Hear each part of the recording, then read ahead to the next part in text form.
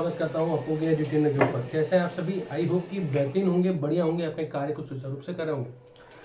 लगातार सवाल आ रहे थे कि सर रीट 2020 क्या गोविंद सिंह डोटासरा जी समय पर करवा पाएंगे? तो लगभग कुछ दिन पहले ही उन्होंने अपने इस वक्तव्य में कहा कि ये एक बहुत बेहतरीन समय है।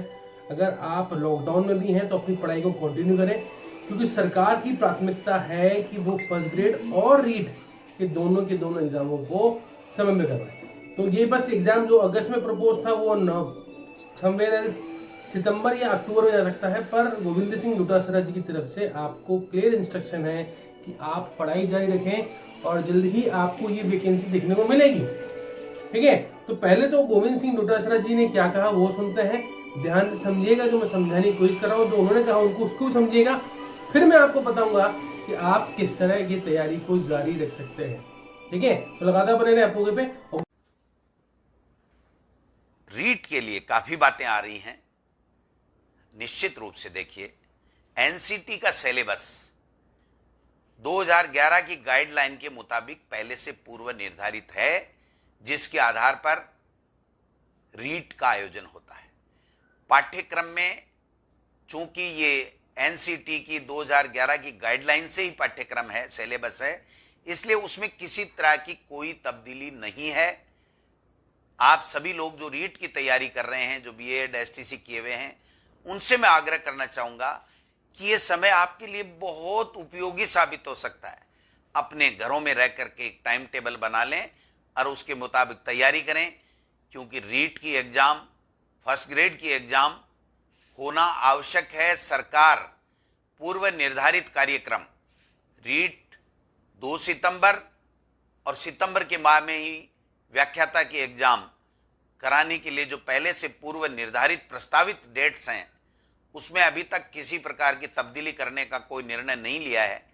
क्योंकि जब हम रीट के आवेदन मांगेंगे तो लगभग 3 महीने का हमें समय चाहिए, जो आपकी तैयारी के लिए भी पर्याप्त होता है।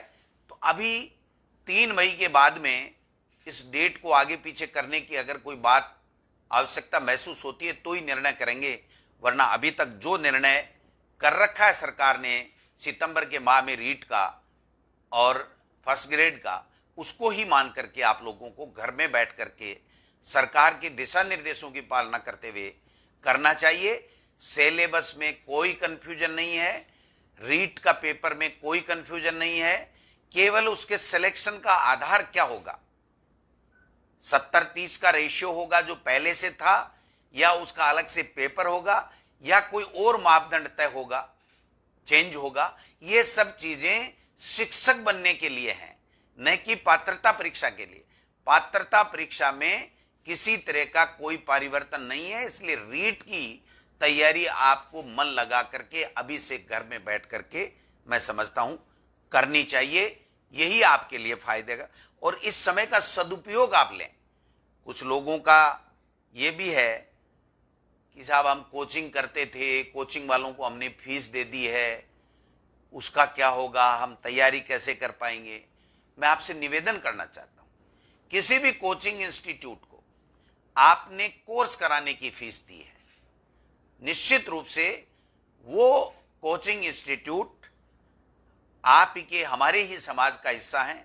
वो समझते हैं कि जब कठिन परिस्थितियों में बेरोजगार छात्र छात्राएं अपने अभिभावकों से, अपने माता पिता से, उनकी गाड़ी कमाई में से फीस लेकर के आते हैं, तो निश्चित रूप से वो आपकी जो सिलेबस की तैयारी है, जिसकी फीस उन्होंने ली है या लेंगे, तो वो उसकी तैयारी कराएंगे।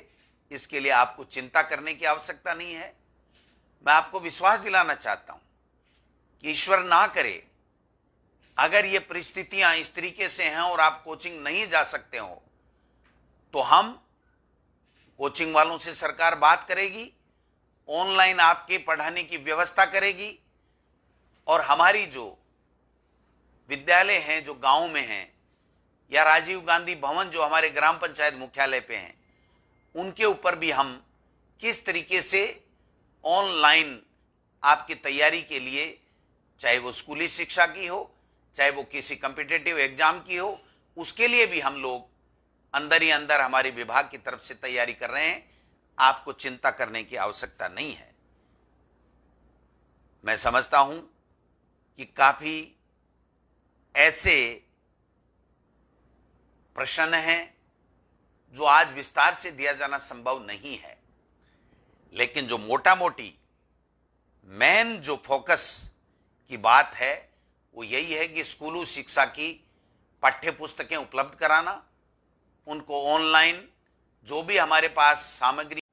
तो आपने देखा कि गोविंद सिंह ने बोला कि यस, सरकार की प्राथमिकता है आपकी रीट और फर्स्ट ग्रेड की वैकेंसी पर। देखिए समस्या एक बड़ी विकेट है, ठीक है, और मैंने आपको पहले ही बताया कि ये जो समस्या है एक ऐसी समस्या है जिसका शायद समाधान भी हमें अभी नहीं पता है।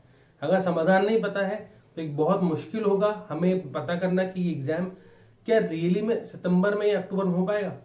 जिस तरीके से और जिस रफ्तार से कोरोना की मार हमारे ऊपर और प्रदेश के ऊपर बढ़ रही है, तो ये थोड़ा एक मुश्किल समय है हम सभी के लिए। तो मैं आप सभी से विनती करूंगा कि आप प्लीज घर में रहें, अपने आप को सेव करें और आपके आसपास के लोग जो घर पे नहीं रह रहे हैं उनको भी घर पे रहने के लिए बोलिए।